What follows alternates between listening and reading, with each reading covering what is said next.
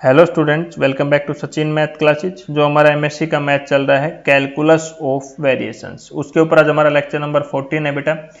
उसी के जितने भी लेक्चर करा दिए नीचे डिस्क्रिप्शन में लिंक दिया हुआ है, और एमएससी के मैंने बहुत सारे मैथ कंप्लीट कराए, उनका लिंक भी नीचे डिस्क्रिप्शन में आपको दोनों का मिल जाएगा। नोट्स का पीडीएफ चाहिए आपको तो नीचे टेलीग्राम चैनल का लिंक दिया हुआ है डिस्क्रिप्शन में, जाके देख लीजिए, ज्वाइन कर लीजिए, वहाँ नोट्स भी मिलेंगे।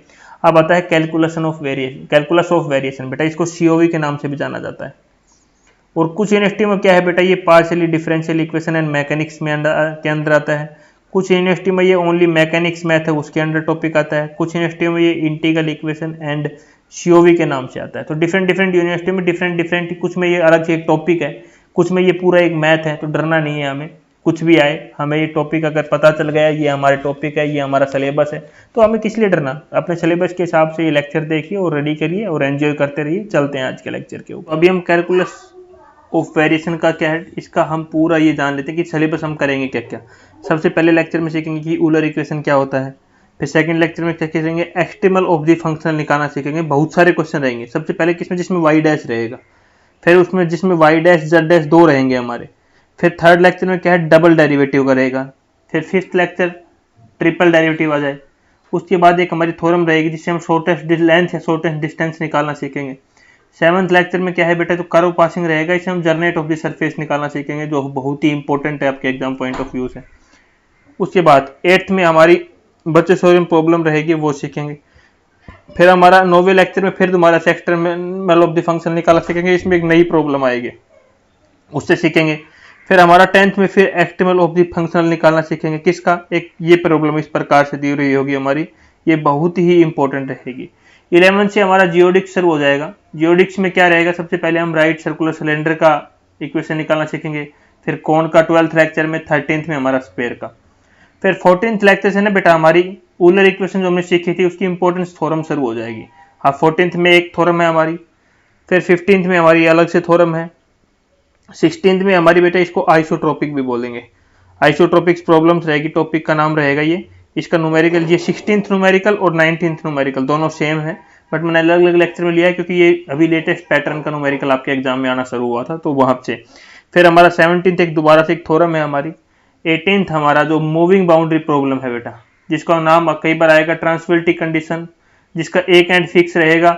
एक इसमें दो पार्ट रहेंगे बेटा, ये मैंने खाली आपको बताने के लिए लिया है। जब इनके लेक्चर लेंगे ना बेटा, तो एक थ्योरम के 5-5 नाम है, वो सब मैं लेक्चर लूंगा ना, इस थ्योरम का 5 नाम, इसके 5 नाम, सबके 4-4, 5-5 नाम है। तो जब मैं लेक्चर लूंगा ना वहां पे, तो इसके डिफरेंट डिफरेंट नाम है, वो पूरे लेक्चर में ब्रीफ के साथ आपको मैं वहां पे दे दूंगा। अभी वैसे मैं आपको ओनली क्या है बेटा, ये बता रहा हूँ कि ये जो टॉपिक मैं कराऊंगा। तो अभी तक यही प्लान है, आगे में जो जो टॉपिक्स मेरे पास आते रहेंगे मैं आपके पास शेयर करता रहूंगा। तो अभी आज का टॉपिक स्टार्ट करते हैं। क्या है, functional depending upon n functions and the it first order derivative. Exam में क्या आता है बेटा, एग्जाम में ये नाम से बहुत कम आता है कि functional depending upon n functions and their first order derivative. बहुत रेयर चांस, बहुत रेयर चांस है कि ये आए। अभी क्या बोल रहा है ये, functional depending on an function, मतलब क्या रहेगा क्वेश्चन में, क्या गिवन रहेगा हमारा। इस नाम से तो 1% तक आज तक आया ही नहीं है। पहली बात मैं ये बता देना चाहता हूँ, यहाँ तक आया ही नहीं है। हमारा आता क्या है, जो मैंने सेकंड और करके लिखा हुआ है आपको, यहाँ पे इस नाम से आता है। क्या आता है, drive the Euler equation, drive the Euler equations for the functional. क्या आता है, आई ब्रैकेट y1 y2 कहाँ तक जाता है, y1 is equal to integrate over a से b functional x y1 y2 dash dash yn, फिर y1 का डेरिवेटिव, y2 का डेरिवेटिव डैश डैश yn का डेरिवेटिव ब्रैकेट क्लोज dx। और हमारी बाउंड्री कंडीशन दिया रखता है कि y i a is equal to क्या है, i a है, y i b क्या है, b i है, where i is equal to 1 2 3, ये हमें दिया रखता है। या फिर कई जगह करेगा, बाउंड्री कंडीशन को ओपन करके दे देगा। क्या दे देगा, y1 a is equal to a1 दे देगा, y1 2a is equal to a2 दे देगा। इस प्रकार dash dash dash yn a is equal to an दे देगा आपको डराने के लिए। वो इधर क्या दे देगा, दूसरा yi 1, वो b करके b में भी सारी चीजें ऐसे ही पुट कर दो, y1 b is equal to b1, y2 b is equal to b2। इस प्रकार से डराते डराते आपको yn b is equal to bn तक इस प्रकार से भी दे सकता है एग्जाम में। ये सारा खेल क्या होता है बेटा, एग्जामिनर घुमाने के लिए देता है। अगर ये दे देगा तो आप सोचोगे कि सर ने तो कभी कराया ही नहीं और आप छोड़ के आ जाओगे। आपको मेन ये देख लेना यहीं पे ये दोनों चीजें देखनी है अंदर की कि हमारा फंक्शनल डिपेंडिंग किस पे कर रहा है, एन फंक्शन पे, और उसके first order and their first order derivative देख रहे होगे ना आपको। फंक्शनल हमारा नॉर्मल है और उसके फर्स्ट ऑर्डर डेरिवेटिव पे डिपेंड कर रहा है। ये एफ को इसके अंदर फंक्शनल किसको बोलते हैं, अब यही भूल गए होंगे क्योंकि सर कंटिन्यूस पढ़ा रहे हो तब भी याद नहीं रहता हमें। तो ये हमारा पूरा अंदर वाला एफ ये क्या होता है, पूरा फंक्शनल होता है, यहाँ से लेके ये वाला पूरा फंक्शनल होता है हमारा, ठीक है।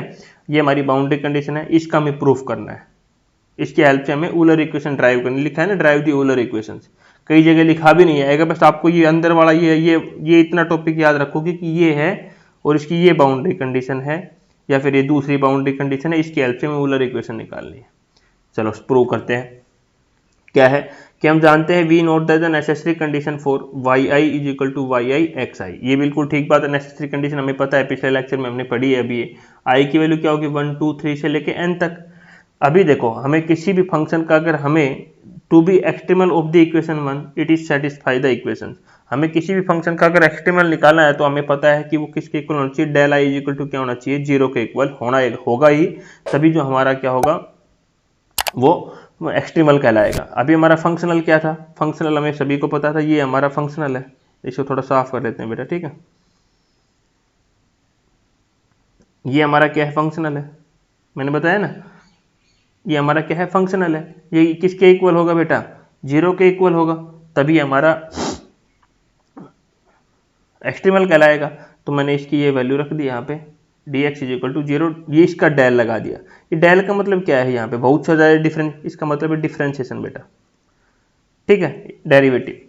अभी हमें इसका डिफरेंशिएशन करना है, करने को कैसे वो समझो। यहाँ पे कैसे किया मैंने, सबसे पहले करली एफ अपॉन करली एक्स, ये तो हमें फंक्शनल का कर दिया, अभी एक्स का भी तो करोगे, del x plus curly f upon curly y one, फिर हम वाई वन का भी तो करेंगे अलग से, plus curly f upon curly Y to, फिर हम डेल वाई टू का भी करेंगे, डैश डैश डैश करली f upon curly Y N, del N का भी करेंगे,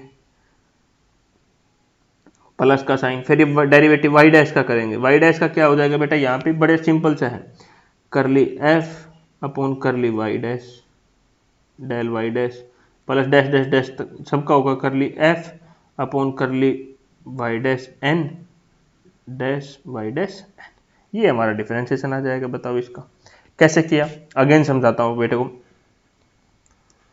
यहाँ पे क्या किया मैंने, पहले एफ का किया एक्स की रेस्पेक्ट में, फिर एफ का तो कर दिया, फंक्शन का तो कर दिया हमने भाई, फिर अंदर वाला जो एक्स बच गया उसका भी तो करोगे, तो मैंने उसका कर दिया। सिमिलरली फिर y one y two y n y dash y two y dash सबका कर दिया।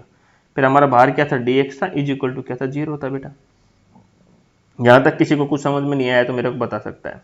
अभी हमें सभी को पता है एक्स हमारा क्या होता है, फिक्स होता है। एक्स क्या होता है, फिक्स। जब एक्स फिक्स है तो मतलब एक्स की वैल्यू कितनी हो गई, 0 हो गई। जब इसका डेरिवेटिव निकालेंगे, डेल एक्स निकालेंगे, तो 0 ही आएगा ना हमारा, एक्स की वैल्यू 0 है क्योंकि एक्स हमारा क्या है, फिक्स है। जब हम डेल एक्स निकालेंगे, इसका डिफरेंशिएशन करेंगे, तो इसकी वैल्यू भी 0 आएगी क्योंकि 0 का तो 0 ही आएगा। तो हम यहाँ पे पुट कर देंगे ये वैल्यू, तो ये वाली टर्म ओनली क्या हो जाएगी, 0 हो जाएगी। बचेगी हमारी यहाँ से लेके आगे वाली टर्म, ये पूरी बच जाएगी, इसको हम आगे लिख देते हैं। वही क्या हुआ, since x is fix del x is equal to 0, तो हमारी ये इक्वेशन बच गई। अभी इन सब की वैल्यू निकालनी है।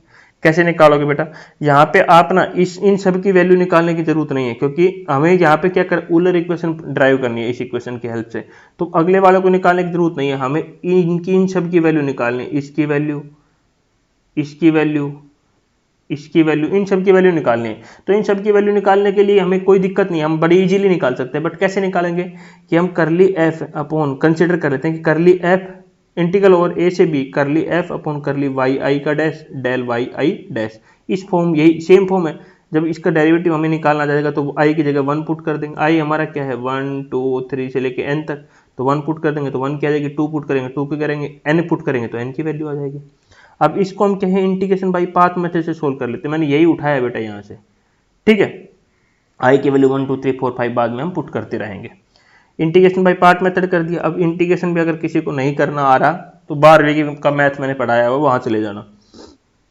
इसको हमने u मान लिया, इसको मैंने v मान लिया, तो u as it is, v का इंटीग्रेशन, v का integration del y i dash, इसका इंटीग्रेशन करना है तो डैश हट जाएगा ना बेटा, हमारा क्या बचेगा, डेल वाई आई बचेगा ओनली। इसके ऊपर लिमिट क्या आएगी, a से लेके b तक। फिर क्या आएगा उसके बाद, माइनस का साइन, इंटीग्रेशन ओवर a से लेके b तक, डी बाई, फिर क्या होता है, डिफरेंशिएशन होता है, सभी को पता है, जो u है उसका डिफरेंशिएशन, u का डिफरेंशिएशन लगा दिया। फिर हमारा अगेन इसका इंटीग्रेशन होता है v का, तो अगर इंटीग्रेशन करेंगे तो डैश हट जाएगा हमारा, यहाँ पे ये बच गया ओनली dx, और इसके ऊपर पूरे के ऊपर लिमिट क्या आएगी, a से लेके b तक। अब इसकी लिमिट पुट कर देते हैं, देखो आगे कर ली, वाई ए वाई बी, क्योंकि एक लिमिट a थी एक b थी, ये हमारा सेम बच गया। अभी हमारी बाउंड्री कंडीशन क्या गिवन थी, y i a is equal to a i given थी।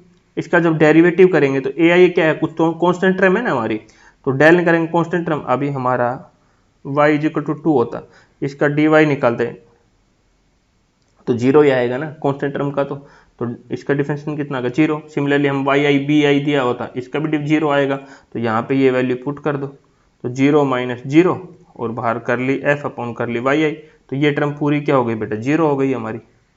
कौन सी बच गई, ये टर्म बच गई। तो जो डिफरेंशिएशन इसका आया है वो इसके इस टर्म के इक्वल आ गया।